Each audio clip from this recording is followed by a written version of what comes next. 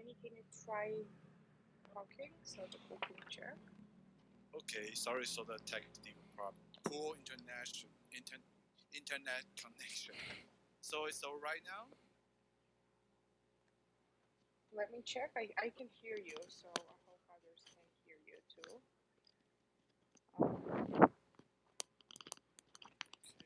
Okay, perfect. Everything works. We're sorry for a technical issue. I'm going to get back to the to my question, and I'm going to just repeat the question to make sure that we're back on track. So my question was about the misinformation, because in this, according to the provisions of this third readings, e-cigarettes are regulated as tobacco-like products, when in reality we know that vaping essence has nothing to do with tobacco. It's a smoking cessation method and should not be treated equally as cigarettes. Danny, do you think the ban on vaping can among them be blamed on the huge misinformation on vaping that WVA, both Vape Taiwan, is also fighting against? And what is the general perception of policymakers about vaping in Taiwan? For the this law legislator, basically, they don't really understand what vaping is. So they just think, oh, maybe just like tobacco. But I have to say, in Taiwan, the terms they use tobacco-like products, they are just. This is from the Singapore, In Singapore, they ban the vaping product. Okay, so the term for Singapore is imitation tobacco products. Okay, so in Singapore, they are totally banned as well. In Taiwan, the terms we are using is tobacco-like products. But just like what I say in the beginning, if everybody to see the definition of tobacco-like product, it's including and just like ants and the ENNDS, the vaping without nicotine, they all banned.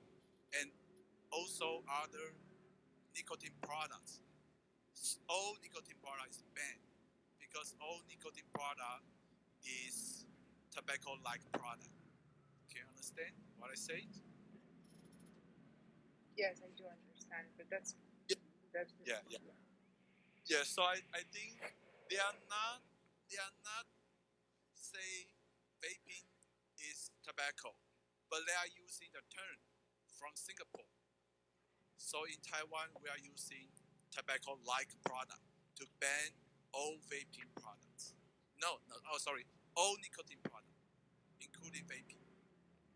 Okay, I understand that, but that's interesting, and here comes my follow-up question, because as much as I understand and from what I read, smoking is still allowed. I mean, I know that the age has been increased from 18 to 20 years, and there has been a ban on smoking in indoor or public places. However, smoking is still allowed, and we can see that in certain countries, and that can be an example, vaping is treated even in a more strict manner than vaping. Is this true? Is there such a disbalance in legislation? Could you explain what's happening about that?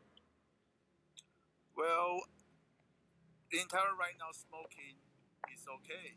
Okay, maybe you cannot smoke indoor, but it's okay to smoke.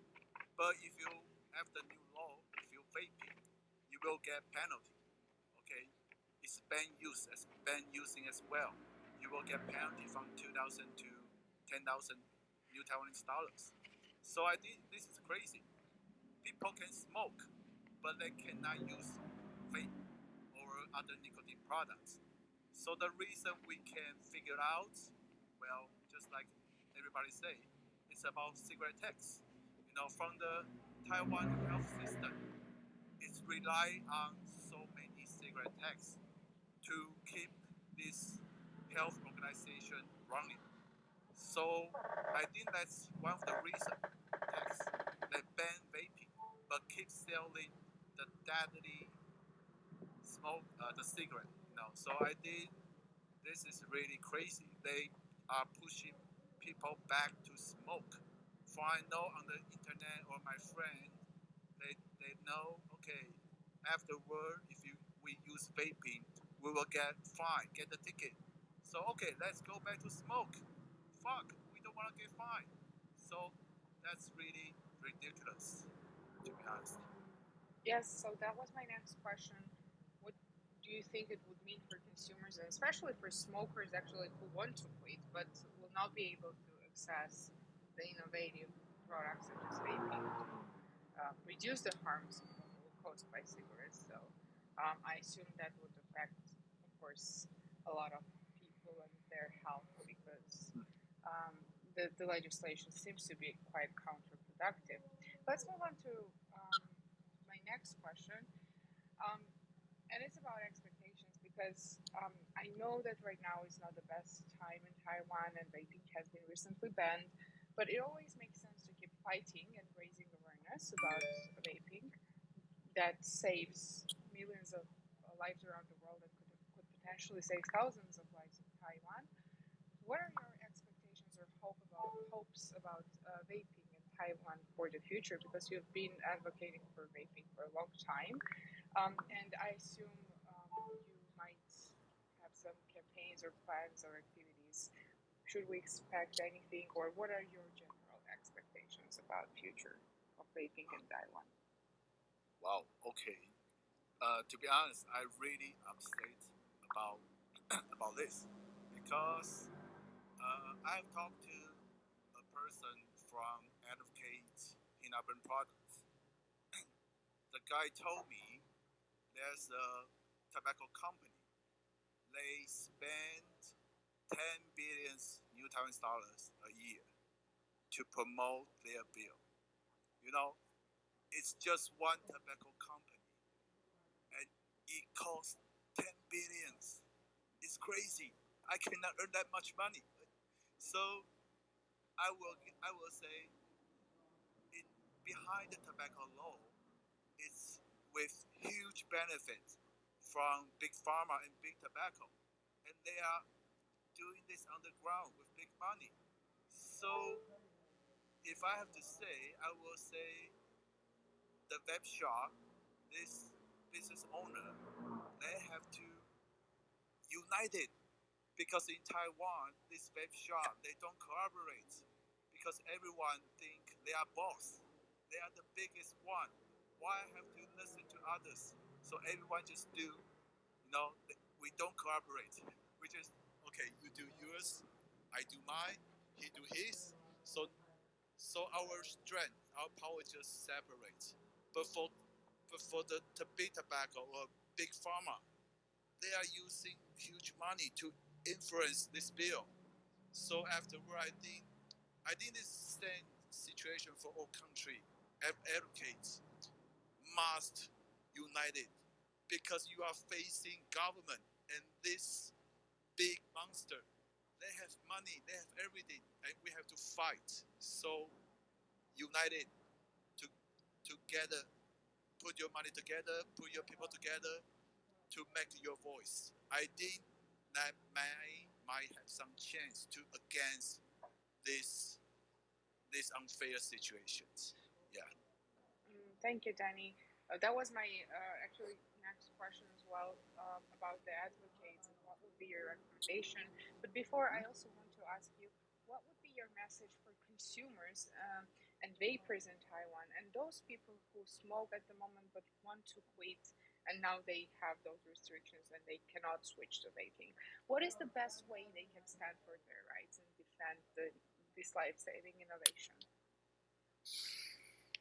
The best action for consumers can do is you don't vote this politician who do not support vaping. That's the only thing you can do because these politicians, they do not care any about health. It's only about money and the votes. So even I show them any research or other documents, is they don't really they receive it, but they just put over there. In the end, they still banning this tobacco harm reduction product. So if the politician they make decisions, okay, so we have to effect their decision. How? One, we give them money. Okay, we don't have that much money because just like what I say, the big tobacco, big pharma, they give their money. It's extremely high. We cannot afford it. We're just normal people. So to give them money, we cannot do that. But the second one, we can do that. We don't vote this politician who do not support this nicotine product, tobacco harm reduction product, or vaping product. Okay, I think that's the only thing for consumer can do, and we have to make our voice shout out to let them know, and we must have as more as possible people say, "Oh, we support vaping, and we have ticket. If you ban the consumers can do also to unite it, to put together, to let them know, okay, just like in Taiwan, I go to as the business owner. They say in Taiwan, they say we have about 3 million tobacco harm reduction product users. That's including vaping and the heat-not burns. So I think, okay, 3 million is a big number. So if they can put together and tell this legislator we have votes, maybe they won't ban it. But at this moment, I think maybe it's a little bit too late for this. This is just for everyone who is still advocating for vaping or THR. Yeah. Thank you, Danny. I think we have a question in the room, so I want to invite one of our participants to speak. It's Alberto, if I got that correctly. And if anyone in the room has any questions, or if you want to ask the questions or speak, just let us know. We'll give you some time for that. Hi, Alberto. Yes, thank you, Lisa. Thank you, Yang, for this conversation. I actually have two questions.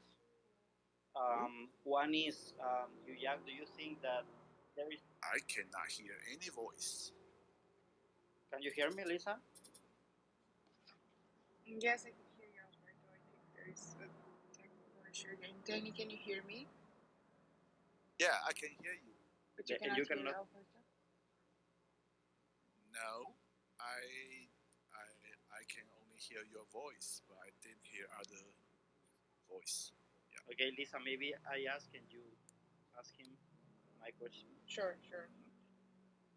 Yeah, so I have two questions basically. One is if there is any chance that any higher court in Taiwan can stop this ban, maybe due to, I don't know, any consumer right protection legislation or something like that. A second question is whether he thinks that this can trigger some effect in the region and have some other countries following. Okay, so what's happening now? Danny, I'm going to ask you a question that Alberto asked basically, since you cannot hear him. So the first question was about if there is a chance that there will be any higher court decision to stop the ban, maybe to protect the consumer rights. That was the first question. And the second question was, how do you think the vaping ban in Taiwan will affect the legislations of other countries in the region, basically? Okay, so the first question is, do we have still the opportunity to return this bill? Okay, I think that's possible, but the rate is very, very few because in every country the law amendment procedure is different. In Taiwan, we have our law procedure. So right now we have the last procedure to do is president approval. So if we can lobby the president to return the bill, that works. But to be honest, in Taiwan, I'm 36 years. There's no act success, So every bill past the third reading, basically, is passed. Okay, so to be honest, I think it's very rare chance to do any difference. But I do one thing is I'm telling the ruling party. So right now in Taiwan, we have 3 million tobacco harm reduction product users. Now you are banning it because next year, 2024, we will have a central election again.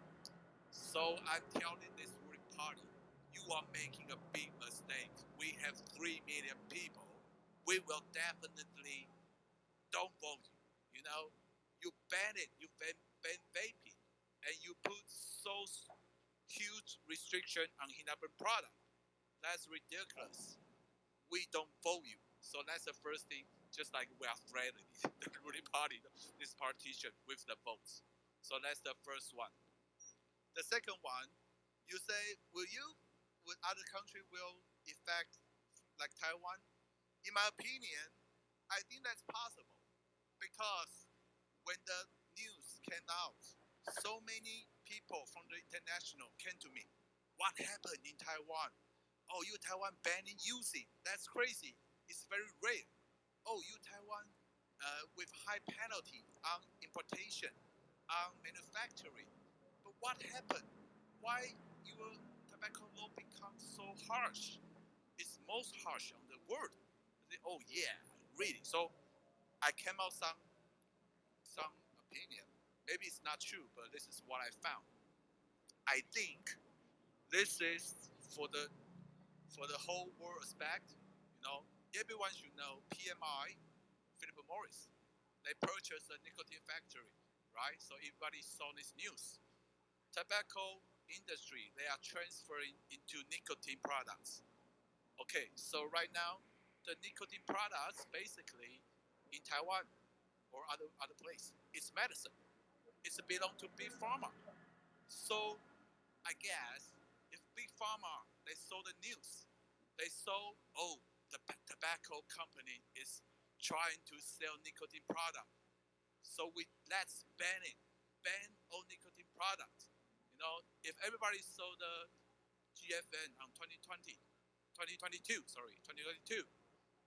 in the forum, the focus product is nicotine pouches. Nicotine pouches is also a nicotine product. So I guess, this is my guess, the big pharma, they know big tobacco are trying to sell this nicotine product. So we have to stop it. Okay, so from Taiwan, because our law, you know, we don't have really a new law before. So this time, we ban it from Taiwan, banning all nicotine product.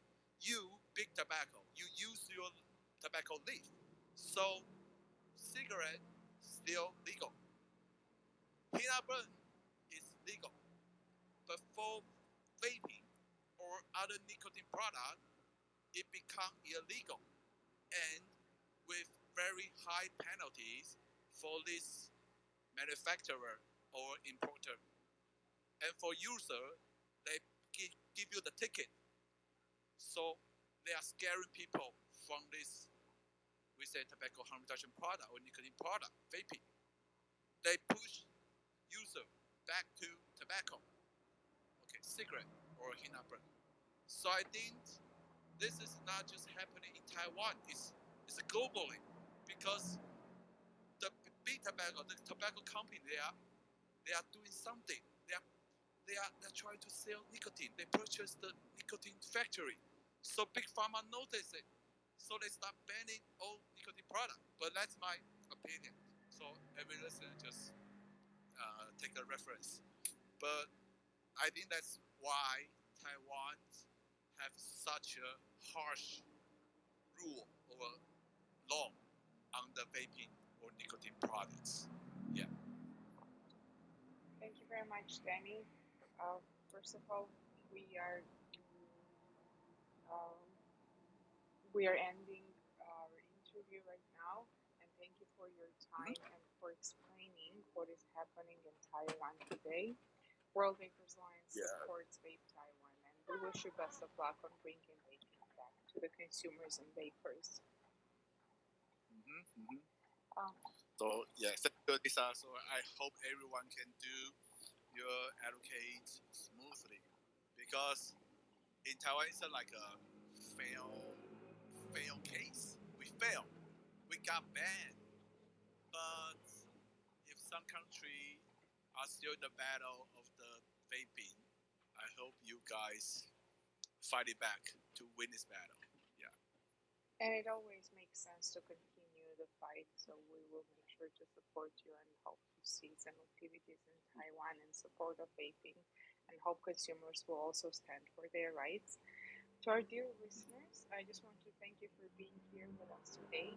We will be back shortly to discuss more about vaping policies globally. Hope we'll have more positive news next time. Meanwhile, please check out our activities on our website, worldvapersalliance.com, and you can become our members too if you haven't signed up yet. Enjoy the rest of the day. My name is Lisa. This was the discussion called Vapers Voice, hosted by the World Vapers Alliance, and please stay tuned for the next episode. Thank you very much, everyone. Thank you all. Bye.